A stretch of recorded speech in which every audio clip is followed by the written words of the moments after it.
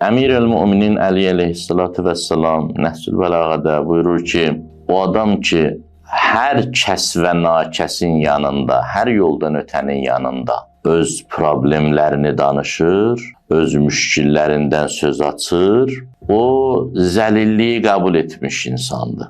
Bir insan ki, başına gələn müsibəti hər kəsə danışır, məsələn, yoxsulluğundan şikayətlənir, ya bir qəza gəlib başına, ya bir yaxını dünyadan köçüb, ya hansısa dərdi var və hər kəsə onu danışır.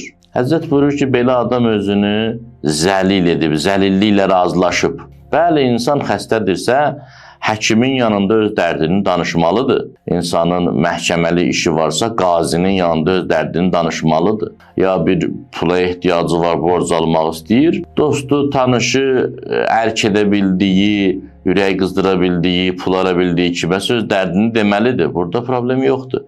Problem odur ki, bəzi insanlar elə ağlamaq, elə dərd danışmaq, elə dəxli oldu, olmadı, hər kəsin yanında dərdini demək, öz daxili sirlərini açmaqla məşğuldular.